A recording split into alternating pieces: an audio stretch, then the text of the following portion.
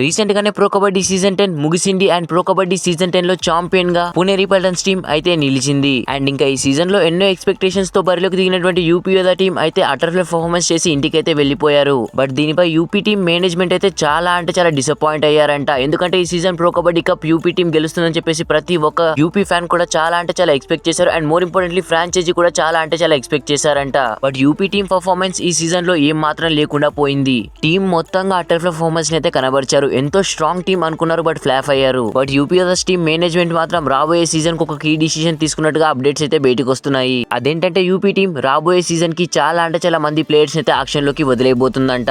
అందులో ముఖ్యంగా main importantly Pardeep Narwal ఉండే ఛాన్సెస్ 100% గా ఉన్నాయంట. ఎందుకంటే పర్దీప్ నర్వాల్ ని లాస్ట్ 3 years గా యూపీ టీం చాలా బిలీవ్ చేశారు. బట్ పర్దీప్ నర్వాల్ అయితే ప్రూవ్ చేయలేకపోయాడు. దారుణమైన పర్ఫార్మెన్స్ అయితే కనబరుస్తున్నాడు ప్రో కబడ్డీలో. సో అందుకే పర్దీప్ నర్వాల్ ని ప్రో కబడ్డీ సీజన్ 11 యాక్షన్ లోకి వదిలేసి యూపీ యోధాస్ టీం కొత్త ప్లేయర్స్ పై కాన్సన్ట్రేషన్ చేయాలి. And more importantly Pardeep Narwal తో పాటు నితేష్ కుమార్ అలాంటి చాలా మంది ప్లేయర్స్ అయితే యాక్షన్ లోకి వదిలేయాలని చెప్పేసి యూపీ టీం అయితే డిసిషన్ తీసుకున్నట్టుగా అప్డేట్స్ అయితే బయటకు వస్తున్నాయి. మరి చూడాలి రాబోయే సీజన్ కి యూపీ టీం వీళ్ళందరినీ వదిలేసి యంగ్ టీం ని ఫామ్ చేసి కప్పు గెలుస్తారా లేదంటే టీం ని రీమిక్స్ చేసి కప్పు గెలుస్తారా అనేది అయితే చూడాలి మరి ప్రో కబడ్డీ సీజన్ 11 లో. మరి పర్దీప్ నర్వాల్ ని యూపీ టీం యాక్షన్ లోకి వదిలేస్తే బాగుంటుందా వదిలేకపోతే బాగుంటుందా కింద కామెంట్ సెక్షన్ లో కామెంట్ చేయండి. వీడియో నచ్చితే ప్లీజ్ అయినా లైక్ చేసి ఇలాంటి ఇంట్రెస్టింగ్ వీడియోస్ కోసం తప్పకుండా మన ఛానల్ ని సబ్స్క్రైబ్ అయితే చేసి పెట్టుకోండి. Thanks for watching. Have a nice day.